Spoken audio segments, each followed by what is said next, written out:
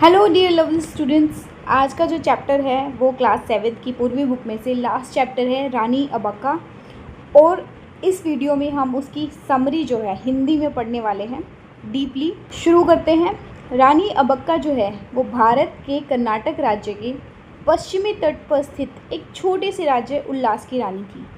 अब्बक्का की रानी बनने से कई साल पहले जब उनकी माँ अपनी अंतिम सांसें ले रही थी, शक्तिशाली पुर्तगालियों ने उल्लास पर कब्जा कर लिया था।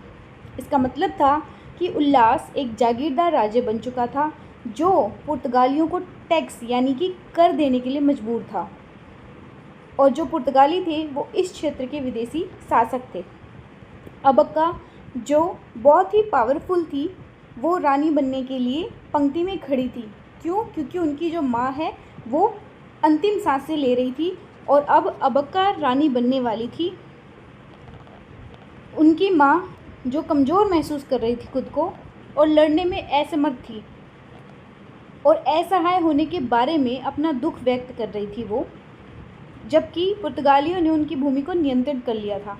अब्बक्का की माँ एक रानी थी और जायज़ है कि अब्बक्का भी अपनी माँ के मरने के बाद एक रानी बनने वाली थी।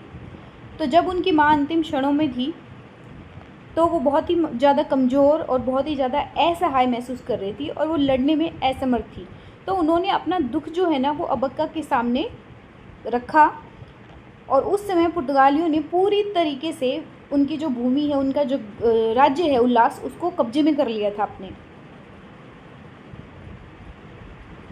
रानी अब्बक्का ने अपनी माँ को सांत्वना दी और कहा कि आप चिंता मत करो।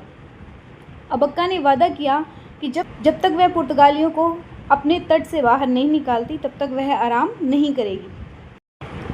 अगले दिन अब्बक्का देवी को उल्लास की रानी का ताज पहना दिया गया। उन्होंने उल्लास को मजबूत, सुरक्षित और स्वतंत्र बनाने के लिए लोगों से पूरा सहयोग मांगा और पूरी ईमानदारी के साथ सहयोग मांगा। जो भीड़ इकट्ठा थी उन्होंने बड़ी ही निष्ठा के साथ समर्थन में जवाब दिया कि रानी अब्बक्का देवी की जय हो। ताज पहनने के बाद, क्राउन पहनने के बाद रानी अब्बक्का ने अपने पति वीर नरसिम्हा के साथ अपने भविष्य की योजनाओं पर चर्चा की, जो बगड़ी नामक एक अन्य स्थान के राजा थे। उसने बहादुरी से घोषणा करी कि वह पुर्तगालियों को कर देना बंद कर देगी और उन्हें मसाले और कपड़े बेचने से भी इनकार कर देगी। उनके पति जो थे, इस निर्णय पर सवाल उठाया उन्होंने, यह सोचकर कि यह बहुत जल्दी और जोखिम भरा हो सकता है।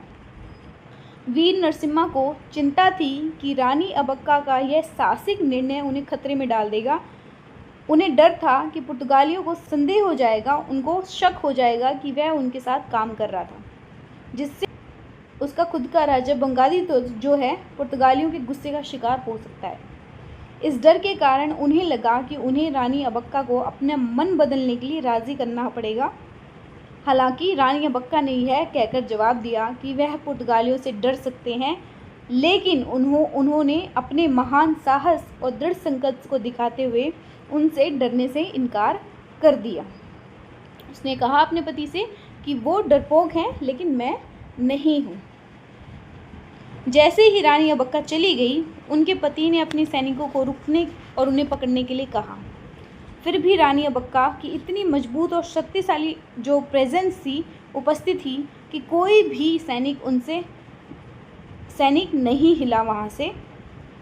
राजा के आदेश को किसी भी सैनिक ने नहीं माना। इसके बजाय उन्होंने अपने बहादुर नेता का अनुसरण करना चुना।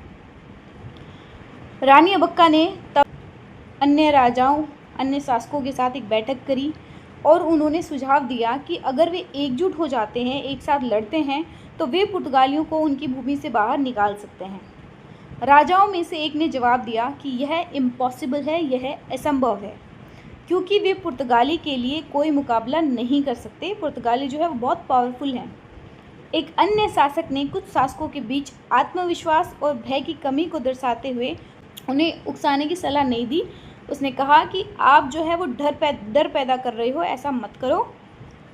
उनकी भयावह प्रतिक्रियाओं को सुनकर रानी डरी नहीं, बल्कि उन्होंने अपने आप को और ज़्यादा मजबूत किया और संकल्प किया। उन्होंने घोषणा करी कि वह अकेले पुर्तगालियों से लड़ेंगी, भले ही वे अकेली लड़ रही हों, यह उनकी असाधारण बहादुरी और दृढ़ संकल्प को दर्शाता है। अगले ही दिन एक पुर्तगाली अधिकारी रानी से मिलने आया। उन्होंने घोषणा करी कि उनके राज्यपाल ने उन्हें यह याद दिलाने के लिए भेजा है कि उल्लास की जो वार्षिक श्रद्धांजलि काफ़ी लंबे समय से पेंडिंग है। वो एक्चुअली किसकी बात कर रहे थे? कर की बात कर रहे थे, स्पष्ट रूप से भुगतान की मांग कर रहे थे वो। रानी अबक्का ने दृढ़ता से कहा कि उल्लास एक संप्रभु देश था, जिसका मतलब है कि वह एक स्वतंत्र देश है। उन्होंने घोषणा करी कि वे पुर्तगाल को श्रद्धांजलि नहीं देंगे और उनसे आदेश नहीं लेंगे। यह स्पष्ट रूप से उल्लास की स्वतंत्रता और पुर्तगाली मांगों के खिलाफ मजबूत रुख को दर्शाता है। पुर्तगाली राजदूत ने उसे धमकी देते हुए कहा कि उसे अपने फैसले पर पछतावा होगा। खतरे को नज़रअंदाज करते हुए अबक्का ने व्यापारिक जहाज़ों के निर्माण का आदेश दिया। उन्होंने कोझिकोड के जमोरिन के साथ भी एक गठबंधन किया। उन्होंने पुर्तगालियों की गतिविधियों में बाधा डालने का काम किया और अरब के व्यापारियों के साथ सफलतापूर्वक एक बहुत ही लाभदायक व्यापारिक संबंध बनाया। उल्लास के व्यापारियों को और अरब के बीच एक अच्छे संबंध बनाए। अरब व्यापारियों ने उल्लास व्यापारियों को फिर से आने के लिए आमंत्रित किया और उल्लास व्यापारियों ने इस संबंध की सराहना की। इन कार्यों ने व्यापार को नियंत्रित करने और पुर्तगाली प्रभाव का विरोध करने के लिए उनके इस रणनीति को उजागर किया। रानी अबक्का ने अपनी मां के बारे में सोचा और कहा कि अरब और उल्लास के बीच बढ़ता व्यापार सिर्फ शुरुआत थी और पुर्तगाली शासन का अंत जल्द ही होगा। हालांकि रानी अबक्का के जहाज़ों को बहादुरी से लड़ने के बावजूद भी पुर्तगाली नौसेना ने रोक दिया और जब वे वापस लौट रहे थे तो उन्हें पकड़ लिया गया। उसके कमांडर के जहाज़ को छोड़कर सभी जहाज़ लौट आए, यह सुझाव देते हुए कि कमांडर को या तो पकड़ लिया गया है या मार दिया गया था और उसका जहाज़ खो गया था। उसके सैनिक ने उन्हें सूचित किया कि कमांडर ने पुर्तगालियों को व्यस्त रखा ताकि बाकी के जो जहाज़ हैं वो भाग सकें, लेकिन उसके जहाज़ पर कब्जा कर लिया गया। इस नुकसान से रानी को बहुत गुस्सा आया और उन्होंने पुर्तगालियों को भुगतान करने की कसम खाई। उन्होंने कसम खाई कि अब पुर्तगाली जो है उनको भुगतान करना पड़ेगा इस चीज़ का। रानी अबक्का ने अपने दूत को एक पुर्तगाली अड्डे मैंगलोर भेजा। हालांकि पुर्तगालियों ने शांतिपूर्वक प्रतिक्रिया नहीं दी, इसके बजाय उन्होंने आक्रामक प्रतिक्रियाएं करी। उन्होंने एक हमला किया, एक नदी के पार से तोपें गाड़ी, जिससे सीधा सैन्य टकराव हुआ। रानी अबक्का नदी के किनारे खड़ी होकर हमले को देख रही थी। उन्होंने पुर्तगाली हमले को अपनी चुनौतियों के रूप में देखा, जिसने वापस लड़ने के उनके संकल्प को मजबूत किया। रानी अबक्का ने अपनी मां के लिए आशीर्वाद मांगा, इस बात पर जोर देते हुए कि स्थिति कितनी गंभीर थी और पिछली हार का बदला लेने के लिए लड़ना कितना ज़रूरी था, जिसका सामना उसकी मां ने किया था। अबक्का ने तब एक पुर्तगाली किले पर हमला किया, जवाबी कार्रवाई करी। घुड़सवार सेना, घोड़े पर सवार सैनिक और पैदल सेना सहित उनकी सेना ने किले पर बहादुरी से हमला किया। बहुत भीषण लड़ाई हुई, जिसमें सैनिकों की झड़प होती थी, तीर या भाले उड़ते थे और ज़मीन पर शव गिरते रहते थे। पुर्तगाली सेनापति रिबेरो को घोड़े पर सवार होकर अपनी सैनिकों का नेतृत्व करते हुए दिखाया गया है। बहुत ही कठिन परिस्थिति के बावजूद वह दृढ़ प्रतीत हुआ। उसके पीछे अन्य पुर्तगाली सैनिक थे, जिसमें से कुछ लड़ रहे थे, कुछ मारे गए थे। रिबेरो को विश्वास था कि पुर्तगालियों को एक प्रमुख गढ़ गोवा से अतिरिक्त बल आएंगे और उन्हें अंतिम जीत दिलाएंगे। इसने लड़ाई में एक रणनीतिक तत्व जोड़ा। हालांकि अबक्का की सेना बहुत आत्मविश्वास से भरी हुई थी। अबक्का की जीत लड़ने के लिए उनकी निरंतर, प्रत्यक्ष और मजबूत इच्छा शक्ति को दर्शाती हुई दिख रही थी।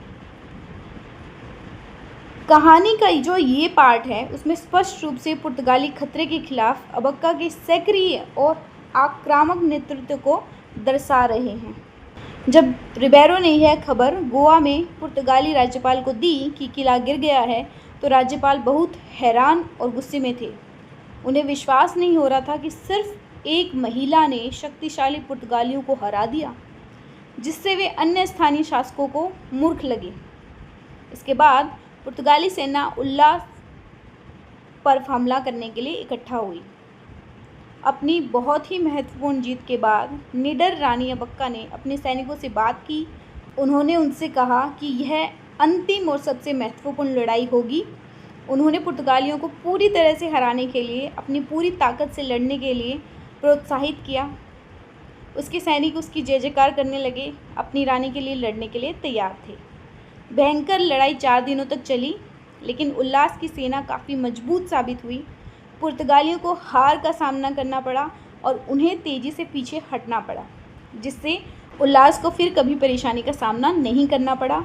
रानी अबक्का ने गर्व से घोषणा करी कि उनकी माँ का जो सपना है वो पूरा हो चुका है और उल्लास अब पूरी तरह से मुक्त हो चुका है।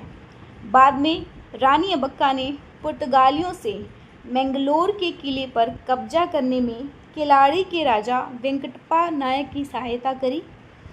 आखिरकार पुर्तगालियों को शिवप्पा नायक द्वारा मैंगलोर से पूरी तरह से बाहर निकाल दिया गया, जिन्हें किलाड़ी पर शासन करने वाले राजाओं में सबसे महान के रूप में जाना जाता है। तो ये थी ये पूरी चैप्टर की समरी। आपको अब कोई दिक्कत नहीं आएगी क्योंकि मैंने बहुत अच्छे से पूरा चैप्टर एक्सप्लेन कर दिया है। फिर भी कोई दिक्कत आ रही है तो आप मुझे कमेंट सेक्शन में ज़रूर बताएं। ये कहानी हमें यही प्रेरणा देती है कि कभी भी किसी से डरना नहीं चाहिए। अगर आप सही हैं तो डट कर सामना करना चाहिए।